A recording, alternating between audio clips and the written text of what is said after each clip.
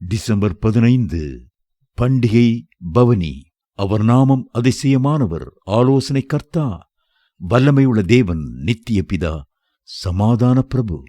எசாயா 9:6.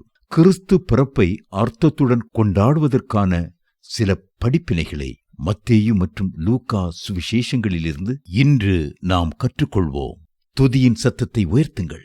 தேவன் அருளிய சொல்லி முடியாத ஈவுக்காக அவரை கம்பீரமாய் பாடுங்கள்.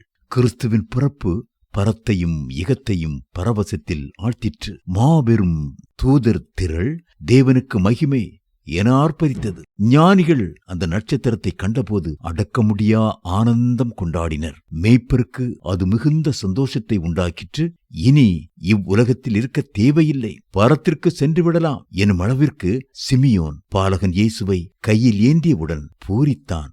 லூக்கா 2:25-30 வரை. பாடுவதை ஒலித்தட்டுகளே செய்துவிட வேண்டாம். புத்தாடை உடுத்துவதும் விருந்துண்பதும் கிறிஸ்து உதித்தார் என்னும் நமது பேரானந்தத்தின் வெளிப்பாடாகவே இருக்க வேண்டும். தனது ஆண்டவரை வெளியே கதவடைத்துவிட்டு தனது ஆராதனைகளை நடத்தி கொண்டிருந்த லவோதிக்கேயா சபை போல் நாம் இருக்கக்கூடாது.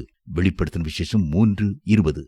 அவர் நம்முடன் விருந்துண்ண விரும்புகிறார். சாப்பாட்டு மேசையில் அவரையே நமது உரையாடலின் கருத்தாய் கொள்ளும்போது அது சாத்தியமாகும். கிறிஸ்தவர் அல்லாதோரை சந்தியுங்கள். இயேசுவின் பிறப்பு கிறிஸ்தவ மக்களுக்கு மட்டுமல்ல, எல்லா மக்களுக்கும் மகிழ்ச்சியை உண்டாக்கும் நற்செய்தி. லூக்கா 2:10. இந்த செய்தியை அன்று மேய்ப்பர்கள் சரிவர புரிந்ததாலேயே அவர்கள் அதை பறைசாற்றினார்கள்.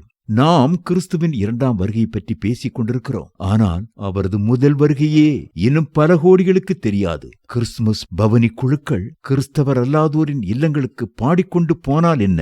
கிறிஸ்துமஸ் அன்று நமது தெருவிலுள்ள இந்துக்கள் முகமதியர் வீடுகளுக்கெல்லாம் சென்று பலகாரங்களும் ஒரு புதிய ஏற்பாடும் கொடுத்தால் என்ன? கிறிஸ்தவர் அல்லாத பிள்ளைகளுக்கென்றே ஒரு கிறிஸ்துமஸ் மரவிழா நடத்தும்படி நமது பிள்ளைகளை ஊக்குவித்தால் என்ன? மெழுகுவர்த்திக்கு பதிலாய் சிட்டி விளக்கும், மேலை நாட்டு பாடல்களுக்கு பதிலாய் இந்திய இசை பண்களும் பயன்படுத்தலாமே. கேண்டில்ஸ்டிக் என்ற ஆங்கில பதத்தை தமிழ் வேதாகம் மொழிபெயர்ப்பாளர்கள் குத்துவிளக்கு என்றுதானே தமிழாக்கினார்கள். வெளிப்படுத்தின விசேஷம் 1:20. கிறிஸ்தவம் மேலை நாட்டு மார்க்கம் என்ற இந்தியரின் எண்ணம் தவறு என்று நிரூபிக்க நாம் என்னதான் செய்துவிட்டோம்? கிறிஸ்துவிடம் இந்தியரை கொண்டு வர வேண்டுமென்றால் இந்தியரிடம் கிறிஸ்துவை கொண்டு போக வேண்டும்.